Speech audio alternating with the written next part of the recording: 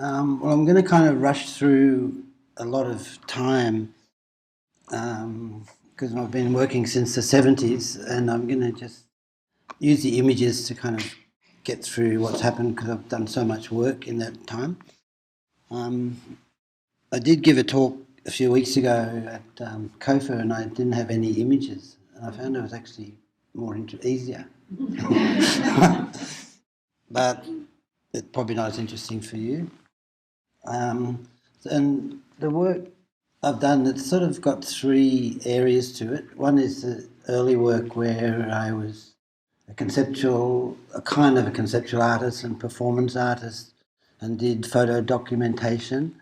And then another time when I was interested in Aboriginal art and influenced by it. And then I've forgotten the third one. Don't worry about it. This is there were three when I didn't have the images, but now I've got the images. Now this is a performance using light. When we started doing conceptual work and performance work, it was like you don't need the paint, you don't need the canvas. You just use a photograph to document something. But the performance itself was the work, and the audience interacted with it, so they became part of it.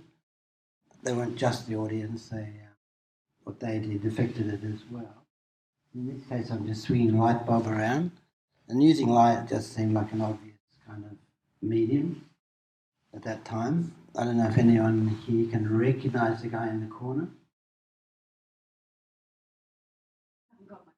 He's only got one arm. Does that to help? Anyway, that's my car in the corner. And there was a gallery called Embroidery that we started in Woolloomooloo in Sydney in 1970. And it was one of the early artist-run spaces. And it did show that you could do it without the gallery and without the system. But what we were doing was outside the system, and partly because it was something completely new for most people, it got a lot of media attention, and it even got a group of artists that were involved into sort of major shows and even into an international context where we could send work to artists overseas and have this communication. And I, for example, got a show at the Nova Scotia College of Art in Canada. I just posted the exhibition over and it was on, and then afterwards they posted it back. It was sort of like an ideal situation in terms of feeling you could be contribute as an artist. This is the work in Brisbane. I developed a number of areas with this performance and conceptual work. One of them was to do with eroticism and involving the audience in the artwork. And I asked all these students during Art Week to lie down on the ground and to think about sex. And the work was called Induction.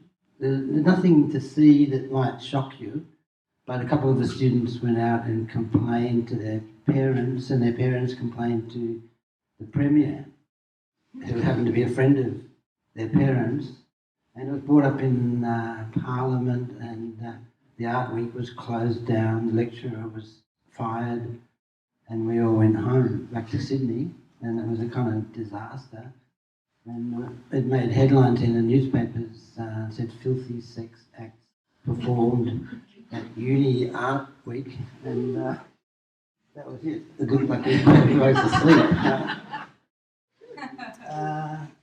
It shocked me a lot, and I stopped doing that kind of work after that, because it wasn't about getting a sort of wowzer reaction or a right-wing reaction in the press. It was about breaking down the barrier between the artist and the audience, and doing a kind of art where the audience became part of it.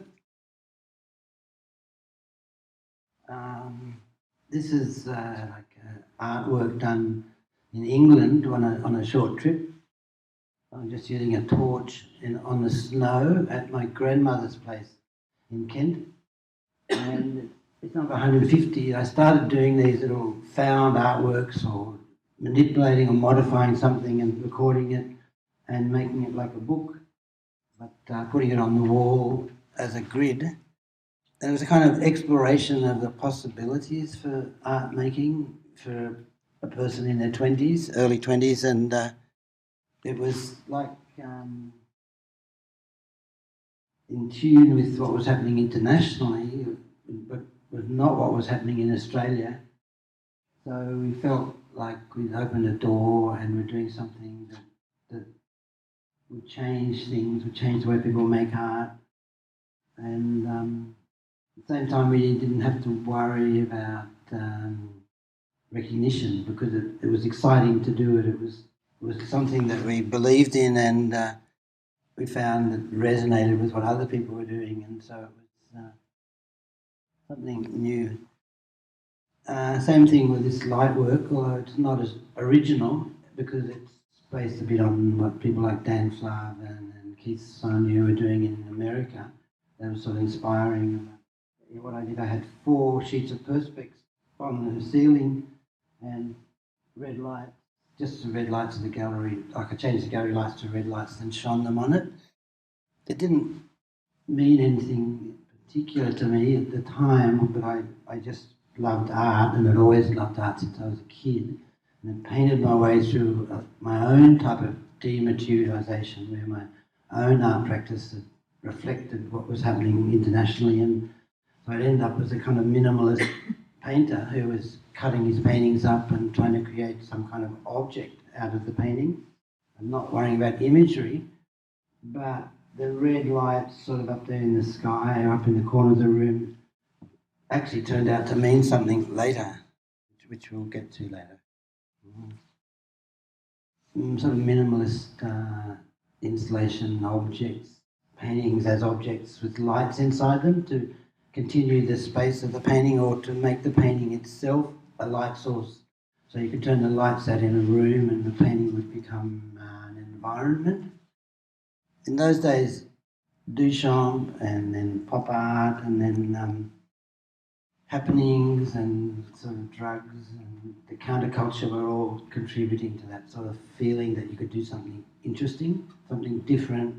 You challenge the system. You didn't have to just be a pawn in a game, in somebody else's game. You know, you could be doing kind of art that might change society. At least that's what you kind of hoped. The work we were doing got a bit of recognition because it was what people were doing overseas as well, and so later I got into a biennale where I did an installation of objects that I'd collected actually over the years, because I collected a bit of art as well as making it. This was a light box that had a photo of me at Papania in Central Australia, my guitar, and a couple of other collaborative paintings. When you're doing installation, I don't think I was very good at it, but when you're doing installations, the infinite number of possibilities, and it's hard to make something that people can understand, in a sense. It doesn't sort of go above their heads. But I was just interested in presenting things as artworks, really. Like, because I've only got 45 minutes, I can't really explain anything in detail. So what I'll do is I'll just kind of jump from one thing to another and leave out the detail. But the idea in that other installation was that there are a lot of forgotten artists, or a lot of people who have made art that's not really thought of as art, and I managed to collect some of that. So I put it together in my show, in the installation. I had, for example, a Francis Bacon print that I bought at an auction. It turned out to be a very good one, and it was actually the first print that he ever did. And it had the object in the middle, the man in the middle on the bed with a syringe and so on, and a light bulb on top of him. It actually looked like a Tibetan tanka with the Buddha in the middle. So I put the two together in the installation, and I was just kind of connecting up art as we know it and art as we don't know it, you know, as something that we don't think of as art, but which can easily take that role. Then after the performances and conceptual art, sort of sense of disillusionment, I started painting again. This is the sort of painting I was doing. It was using symbols, trying to find my own symbols, things that would work for me, and I actually think that's not really possible. so I gave up. Jumping into another area is me performing with a small band. One of the things out of the performance was the idea that music performance can be an artwork. And here I've got a group of friends, and behind me is a painting by an artist called Johnny Warangula. I think they gave it to me at Papanya, and I used to use it as a backdrop. It's a large canvas by him from 1975. He's the artist that Elton John paid $500,000 for one small board, and his paintings became very, very expensive and highly sought after. But I think that whole thing has collapsed a bit now because there was one in the recent Sotheby's auction that didn't sell at all. But that was the big canvas they gave me because I found it. I'll get to that a bit later. I started painting punk bands and rock bands from the early mid-70s to late 70s. This is something that to me resonated with the way I thought, because it was like anyone can do it. It's simple, but it's very effective. It's social commentary and it's a form of protest. And it's actually in the music world doing the same thing that performance and conceptual work had done in the art world. It was like opening up the scene and allowing for diversity of styles, and for people who weren't doing what was the conventional approach. It wasn't like the big rock band, it was like the self-made people doing it for themselves without being the victims of the marketing system and the record companies. This was Radio Birdman. They performed in Sydney, and I thought what they were doing was amazing. We all thought they were the best rock band in the world. A few people thought the same, actually. The director of Geffen Records, I think it was, came out here and said they were the next big band after the Rolling Stones.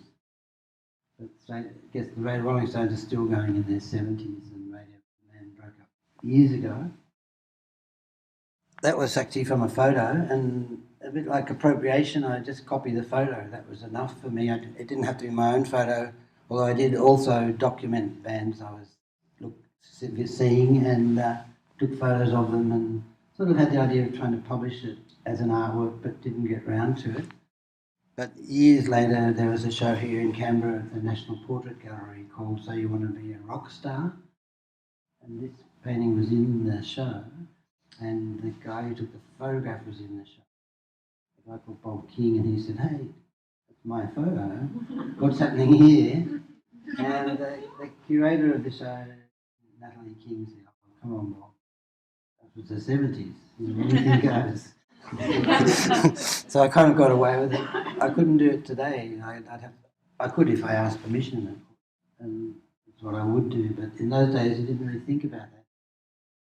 Saw the media and whatever was around you as material that you could turn into an artwork. And the way I saw art, like after using the camera and doing performances, it's actually okay to appropriate imagery more directly. And that originality wasn't necessarily just doing something different from everybody else. It could actually be original to sort of bring ideas together that could even be other people's ideas. These are bands that were connected to Radio Birdman. They were all very clever people, and one of them, the guitar player, was studying medicine at Sydney Uni, and in the end he chose medicine instead of the band. So the band sort of broke up. But the music they did was very original, but it was adopting forms from American 60s sort of rock music, like Iggy Pop and the Doors and so on.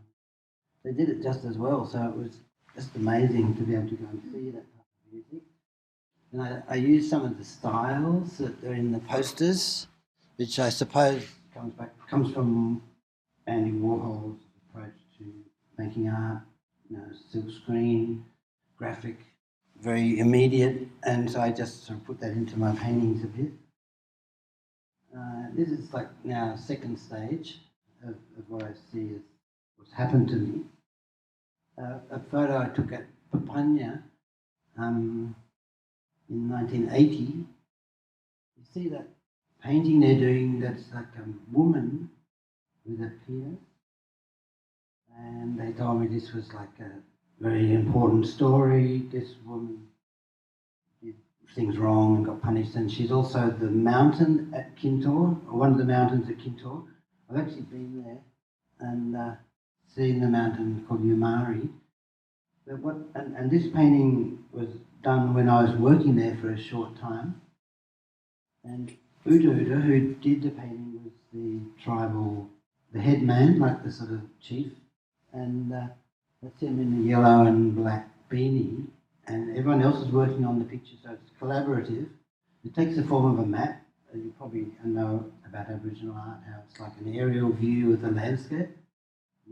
That woman is the mountain, and you can actually see the mountain, and Uda is the custodian of that landscape, and the ancestral spirits are supposed to reside in the landscape, and the ceremonies and the songs are done to placate the spirits and to keep them happy, or at least not to offend them because they're regarded as important and powerful. There's an anthropologist over on the right called Fred Myers who is working out there. And this is the most interesting thing about this painting. The woman's face at the end in the middle is on the Australian passport. If you've got a recent Australian passport, you'll see the little Aboriginal image just above the page with your details, and there's that little face in there with the two eyes and the same one.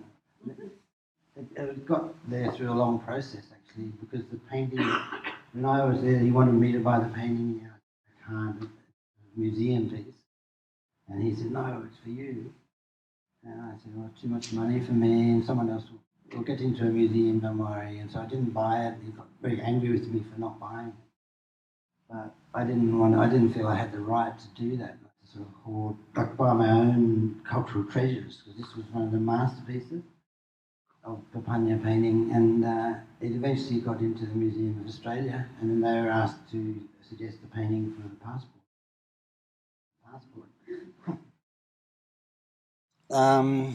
There's a lot more I can say about the Aboriginal influence on my work and about my experiences out there, but I'll have to sort of skim over it a bit.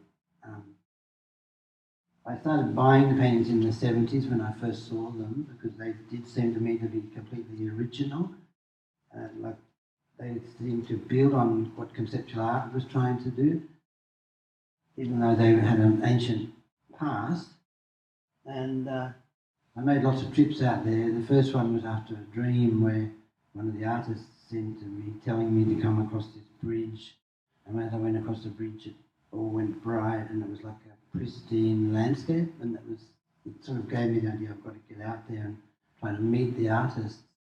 And I did, and it turned out they actually needed a lot of help at that time because they were about to close the company and they hadn't had much success.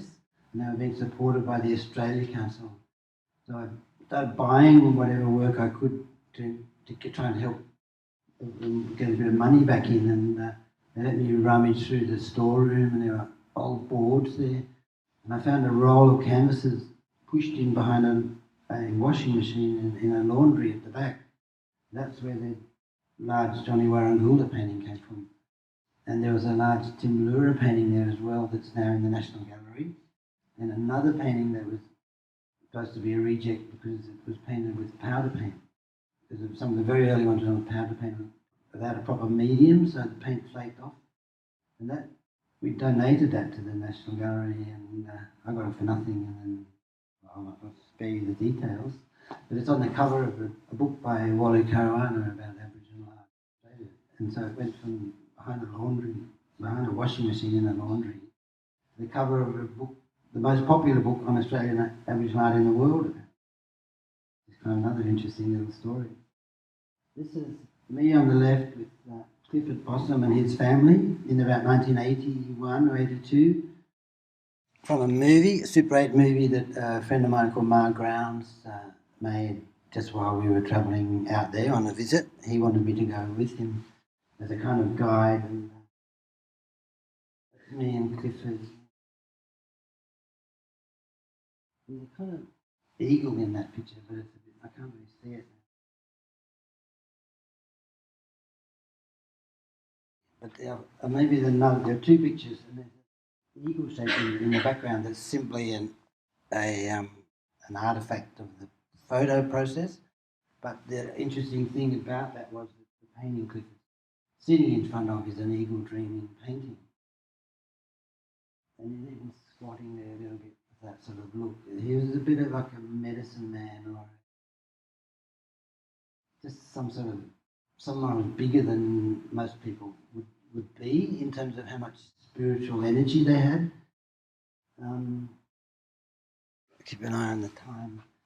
I could give you an example of that. I was coming back from Papunya with my grounds, and Clifford wanted us to stay at his camp for half a day or so. He wanted to do some painting for us and so on. And we said, no, we've got to get back to Alice Springs because we're catching an aeroplane to Sydney tomorrow. He said, no aeroplane tomorrow, sorry. You've got to stay here. And we said, no, we've got to go. And we went into Alice Springs, and it turned out there was an airline strike on the next day. And that made me think Clifford's got some awareness. It's in front of us. He's got a different dimension, and he knows more than we do. It's just another. I was kind of saying I was there and I met these people, and they were incredibly inspiring and interesting, and as well as being fantastic artists. When I started painting about Papunya, it was before I'd been there, and I was just using things like a grid and images out of magazines, which is kind of after pop art and minimal art. That's the way you thought. And I started painting the artist for my photographs. That was the idea that photography was really useful for performance art and conceptual art, and then after the performance was gone, all that was left was the photograph. So the photograph became a work of art. At that time, no one was really putting photographs on walls and saying that's art. Photography was photography, and painting was painting, and sculpture was sculpture. So to paint with photographs was, for me, it was a way of giving up photos as documentation and trying to enrich the painting process a little bit by using the painting process to try and do what the photograph was doing, and finding out that there were differences anyway. This was a guy called Charlie Tarawa, his wife, and one of his paintings, and then the humpies they lived in were like half a water tank. That's all they had, and at that time it was all they wanted actually, because they did sort of like living close to the land, and they were given houses and things, but it took a generation, I think, before that some of the older Aboriginals who originally lived in the traditional way wanted to become more urbanised and took their children, especially from their children probably, on them. The little story about this painting, a guy called Peter Bellis, who opened a gallery in Brisbane, came to see me, and he took about 20 paintings back to Brisbane to sell. And he sold them to all his friends, and then, of course, it took months and months before any money came back to me for that. But one painting was never paid for, and it was this one. And then about 10 years later, I went to his house, and I went to the toilet. The painting was in the toilet, on the wall. And I said, Peter, so that's where that painting went. You never paid for it. He said, yes, I did. So that was that. But I wonder why it was in the toilet. Maybe he was trying to hide it from me. I started doing the photographs, and then I started experimenting a bit, influenced by what the Aboriginal artist's own style was, which is to have multiple sites. I've just got 9 sites or 12 sites. They're from different photographs, but they're set out on the canvas as sites with a bit of perspective, but not a lot. And Papunya in the background, and dots. I started using dots because to me it was fantastic style, a fantastic idea. You know, it resonated with like the way we see things, with the way we print things, with even later with pixels on the computer. So it was like, and it was obviously an important part of Aboriginal painting, but it wasn't unique to Aboriginal painting. There are dot styles all around the world, and the people I talked to at Papunya are quite clear about the fact that they don't own the dots, and they said, you can do dots. And anyway, I wanted to, in my work, show that I was influenced by Aboriginal art, because most Australian artists sort of turned their back on it, and it was like a subject, an area too difficult to go to. But I started doing it with a bit of help from some of them and some of the painters I knew, and it seemed to work. So I kept doing it. And then this is a much more recent painting of an artist called Dinny Nolan, an American guy, commissioned me to do a painting of Dinny Nolan. And he bought this painting for me, and he bought the Dinny Nolan painting as well. We hung them together. It was a bit of a, not a failure, but like a bit hard thing to do in a way. I just kind of kept that style that I'd been developing with flat space and full of things, imagery, and then the sort of figure in the middle that had a bit of perspective to just as a way of painting him using some of his own painting style, his own approach. And he was a friend of mine too. Made friends with out there. Around the same time as visiting Papunya, I got interested in Buddhism. Again, it's something I just have to sort of skirt over. But this is a Pure Land, a Buddhist Pure Land idea, and it tied in with my dream where Pure Land. I went into a land where everything was bright and special. And the Pure Land paintings from China in caves. This one as well, it was called Illusory City. I lifted them out of books and used some slide or something to project it onto the canvas, and then I just sort of improvised a bit. This one I put Papunya paintings inside these cartouches. Just put Papunya paintings in to sort of reference the fact that I thought I was painting a bit of a desert landscape, and this painting was of a desert landscape, or at least from a desert in China called the Taklamakan Desert, and it was on the Silk Road, and there's it's a place called Dunhuang. It's the most amazing art sites in the world. There are 200 or 300 caves full of paintings from about 800 AD to 1500 AD. And that's one of the more interesting ones, called Illusory City. Then I started to make up my own ones. This one was called China Bridge. I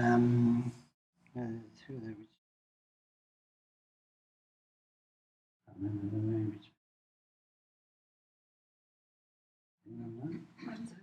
Yeah, that's right. The Mrs. Holmes Court bought that, and then they emailed me and said, "Can we use it for a Christmas card? Because it's got snow in that." Perfect for Christmas. Which is all right. And then I put in some Native American imagery because I realised, well, Aboriginal people in Australia have something incredible. Maybe Native American people have something incredible too. And in Australia, Aboriginal art was actually having quite a big influence by the 80s. But in America, I thought probably Native American art hasn't had a big influence, or maybe it has, but hasn't been looked at. So I looked at the old photos of American Indians, and I looked at the designs they used, which are more traditional. I put a bit of them into this painting, because it was for the Chicago Art Fair. And it's a peace pipe up the top, and little gold dots everywhere. And Buddhas, again, I was sort of influenced by Buddhism. And then sort of brought in, I never really lost it, but I always had a bit of abstract expressionism in my work. It was just a thing I was interested in, sort of what you could paint with your hands or with a big brush. John First Smith said, "Why don't you paint with a broom?" when I first met him. There was that sort of idea that pushing the paint around might create, like Michael Taylor or someone, might create something interesting all by itself.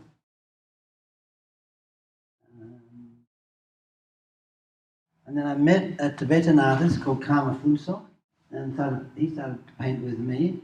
I'm not sure if it was his idea or mine, but we just said, let's do a painting together. And we still do it. And he came to Australia from Tibet after it was taken away from Tibetan people.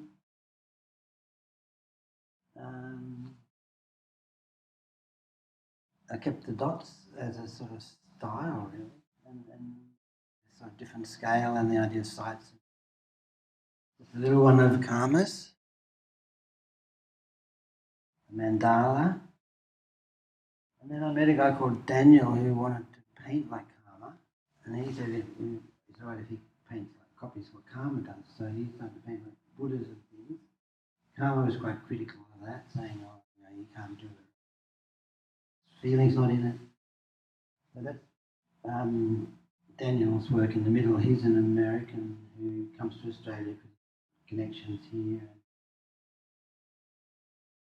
loves to paint paintings with me for some reason. And then I got interested in aliens and UFOs. Again, it's like a huge subject I could talk all day about. I even saw something outside just before the talk that's connected to this. But again, it's not enough time to go into it, sorry. But I'll tell you what it was. It was a thing called a chemtrail. It was a white line going from over that sun. And everyone thinks they're contrails, but they're really chemtrails because they disperse. They don't just evaporate. And you might notice them, and you'd have to look on the internet to find out what they are. They could be to do with climate control. Another theory is that they're actually you probably think I'm stupid when I say this, but they're nanocomputers. When they get onto your skin, they go into your body and can be used to control you. Just something connected to this area of my art practice that I'm interested in. Aliens. That one's just there. Catherine Bart. She had a studio next to mine in Newtown in Sydney. And when we had our studio sale once a year, she came in and bought that one. I started painting lots of little UFO paintings. These ones done with Daniel, the guy in America. I've just shown them in China in a show in Guangzhou in the Triennial. And this guy I met there, an American artist, who's very nice. These are really anal. It's okay, I didn't paint the UFOs. Someone else did that. But they're beautifully painted. They're they're like science fiction angle on aliens and UFOs.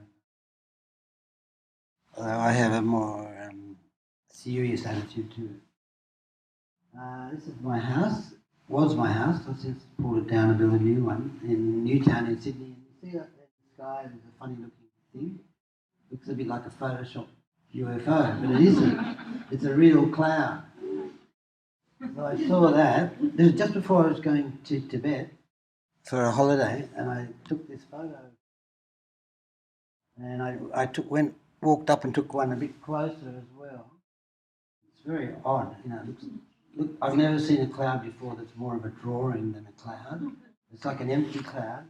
And then I noticed over on the right a UFO. It even looks like it's just created the drawing and it's zooming out of the picture. Or even more complicated, it knows I'm looking at it and it zooms back in. It's about to zoom out. It saw me taking the photo, so it zoomed back into the photo. Smile. Yeah, to let me know that it's coming to me from another dimension. Tell me it's watching and don't worry, everything will be okay. And even this thing, because you think that has to be the power line, but in fact it's much higher in the sky and can't be the power line. So that's a trail as well. A friend of mine said, no, it's a bit of a seed pod floating past the camera, which it probably is, but it still doesn't explain why the cloud looks like that. And no one would believe I didn't Photoshop it.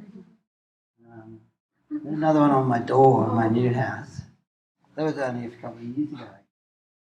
I thought that had a sort of Mona Lisa type of look to it. And just a cloud, I was just about to go in the door and I noticed, quickly took a photograph.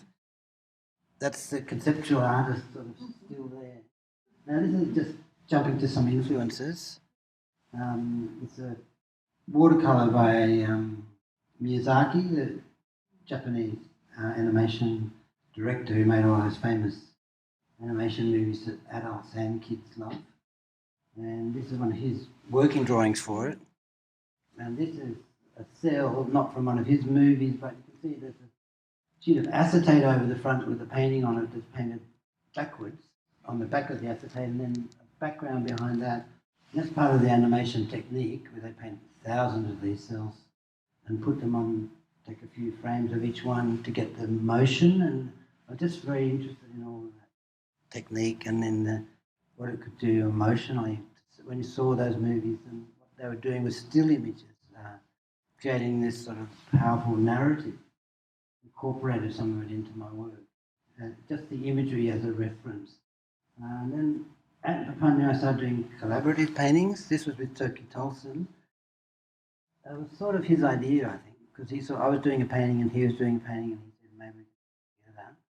I'm not quite sure about that, but he wanted to reverse the roles and he did the figures, the figurative bit, and he wanted me to do the design. He said, you paint the design. Of course, that's the opposite of what we're told should happen. You know, you're not allowed to paint it. And there's a lot of good reasons for that. But in a case like that, it was okay to do it. Same thing here, Michael Nelson gave me a story to paint and told me I could paint it whenever I wanted. So I did this one, I did a couple more, but I stopped after that because I got criticism for it because people thought I was just taking it without permission. But I was actually given this design to paint.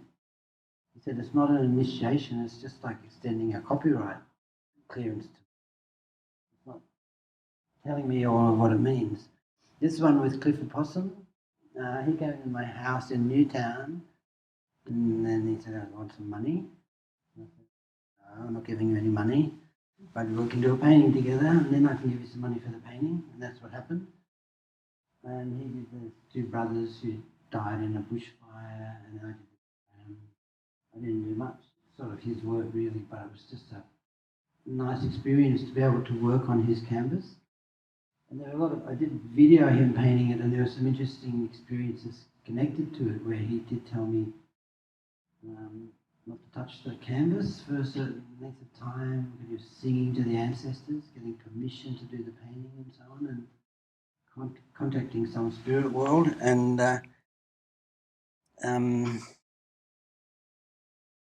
he also said I could meet the ancestors. He would take me out there and show them to me. And I said, what do you mean? Who are they? And he said, oh, there'll be a puff of smoke and then they'll come up out of the ground and you can talk to them.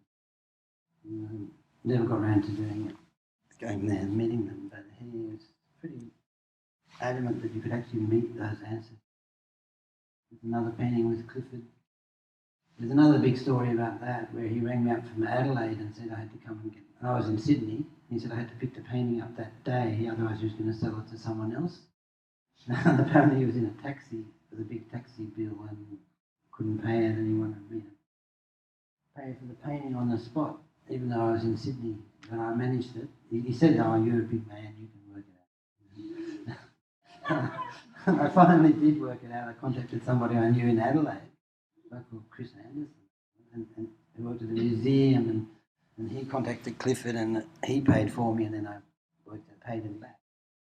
But it was quite an interesting painting, and he actually also rang me up when he was doing it and said, is it okay for me to put my story in your painting? What are you talking about? Of course. Because Clifford is an amazing artist. I was lucky to get to paint a portrait of him as well for the National Portrait Gallery. It was like a commission. But getting the money, just don't want to go on about my gallery, but I spent 6 months working on the painting. Took it down the gallery, they sent it off to Canberra, and then I waited another 6 months to get paid for it. It turned out they'd paid instantly. As soon as the painting arrived, they'd paid. I didn't find that out till 6 months later. That was Maury. Yeah. I thought that was unbelievable. They work and work and work on something. They don't even pay. This is a painting done with Gordon Bennett. It's like a sort of galaxy, I think. He contacted me and asked if we could do some paintings together. So he put his one side by side with mine. And then I got divorced and I met a Vietnamese lady called Miley T, who was also an artist. And I made a cast of her body and I sat in front of the picture. And it was sort of like the idea of the presence in the gallery, again the artist audience thing. And most people thought that was a real person sitting there. Painted a few paintings about Vietnam. I worked with a guy called Nava, who turned up as well. He just wanted to work with me. He was a student at Sydney College of the Arts, and he did one of my paintings as well. He did a Tim Johnson painting and submitted it for his end of the year assessment. And he got a credit, I think it was. He had to ask me if it was all right to do that, and I said, if you want. And I don't know how they assessed it, but it was like a appropriation. Anyway, that's Ganesh. And he's painting Indian deities. I'm going to have to go faster, right? I'll go really fast now because there's not a lot of time left. He's actually painted that beautifully, and it's this thing where if you're working collaboratively with the other artist, if the other person really believes in what they're doing, it adds so much to the work. And like the commitment of it. And this got my kids. I got married again to a Chinese lady. Finally left me, and then I ended up going to Tibet and met a Chinese lady. We got 2 little boys. That's their footprints on the painting. The Moomin tribe. What? They're a Moomin tribe. Yeah. It's just, you've got to put dots on the painting. The more you can fill it up first, the easier it is. That's the painting that Nava did. He was Nava Chapman. He's Australian, but he's a Hindu, and he lived in India a long time. He arrived from Sydney College. He just turned up, asked to do work. That one was in. Someone said they wanted to buy a painting like. So I've done another version of it. I haven't sort of directed it. I put it in the Blake. And then we did, with Karma, we did 5 panels. And my lady did some, I did some, that was just a bit earlier. But that's putting the whole thing on a big scale and making it multi-panelled. Then they were selling, so we did lots of them because they're fairly easy. It's like a sort of, it looks complicated when you look at the overall finished picture, but each stage is actually quite simple.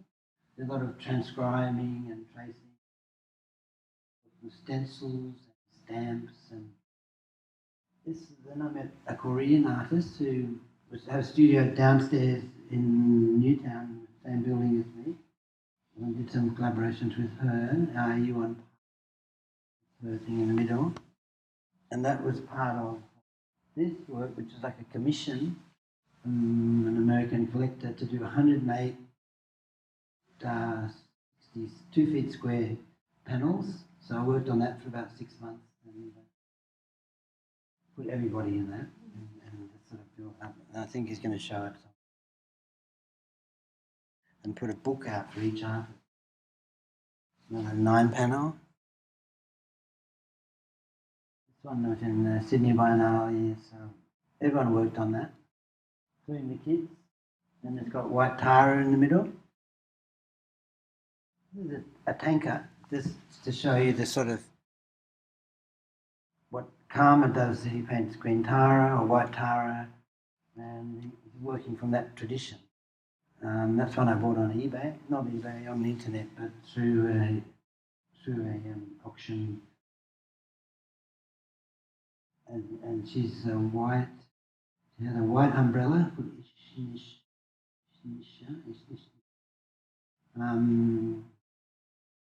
she's called the Undefeated. No one can defeat her. She's like the strongest ruler that you could ever make. All those arms going around, thousands of arms, thousands of heads. different coloured rows of different heads. So all the bad people and trotting asunder. It's this idea in Buddhism that you sort of have a kind of ideology and you invoke a deity that has certain values and then you try to emulate that deity in some way. Or you invoke, you ask that deity to come into you and help you to be a better person. Chinese embroidery is an influence. Narrative, and again that the Chinese embroidery, very old ones, 15th, 16th century, really beautiful way of dealing with clouds and birds. And I'm still painting about Papanya. I should probably stop, just like I was originally going to stop doing dots, but it sort of became my style, and so I have to keep doing it. This is Karma, who worked with me. He's kind of adopted some of my ideas since. And some people have seen his work and thought it was my work. And he hasn't had as much success as I've had. I'm not sure why. I think that he doesn't have the same understanding of contemporary or modern art. And I thought his copying what I was doing, even though what I was doing was borrowing his tradition, was his way of trying to get into the contemporary art. And he's on if anyone's really interested, he's on the internet. He's got his own website. And you can see how his style has developed. But he did start using dots. I've got my kids to do it now. I've got a commission to do some paintings at the Park Hyatt in Circular Quay. And then everything I gave them they didn't like until I gave them some stuff my kids had done. I said, oh, that's perfect. That's just what we want. And if you ever go down there, you'll see it. Because they turn into something called cloisonné, which is a ceramic technique they do in China. And they're panels and they're about 5 meters tall. And there's 5 of them there. And they have all these kids' brushwork and my imagery. And they found a way of doing the dots as well using their computer. This is a little aside. I've almost finished. This is a Raphael painting in Italy on a ceiling, but probably not by Raphael, but by his students or by one of his assistants. And that's the 3. See this bit here that next to the thing? Well, my dad had this drawing that he bought at an auction for 2 shillings or something like that, or £2 as a print. It's actually an original drawing. And it's signed Raphael here. But I've sent, you see it's that area? Cupid.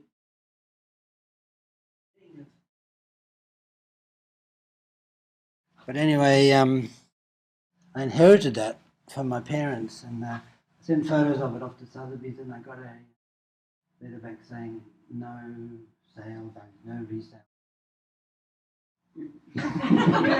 No sale value. But it's an original drawing. I followed it up a bit and some people said, oh, it's probably a copy by a student or by somebody done a copy of the painting. But the painting's way up high on the ceiling. I'm not sure how that could have happened. So if I can ever prove that that's a Raphael drawing, I'll be I'll be able to retire. That's about a bit about my dad. You know, he was in World War II flying Lancaster and was shot down over France and survived. And all of the other people on the airplane died. It sort of got interesting to me because I think we might inherit something from our parents genetically that sort of brings up things that have happened to them. It's an idea I've got because I've found I'm sort of interested in all the things he did. And a lot of things I've done over the years that are sort of similar to him, but I didn't know. So I started painting these ghost Lancasters because apparently they're seen in England. They still see these Lancasters flying past. And another one, this thing called the Dyatlov Pass incident where 9 people walking in the mountains all died and they don't know why, but some orange lights that happened. Still starting to paint. And then I did a painting of Central Australia for a lawyer who was arranging the visa for my wife to come to Australia. Just, I don't know, made me feel a little bit like Brett Whiteley when he told me he didn't have to have money because he could pay for everything with drawing. And I paid for the lawyer. No, I paid for the lawyer with my painting. Yeah. That's all. Blah, blah, blah.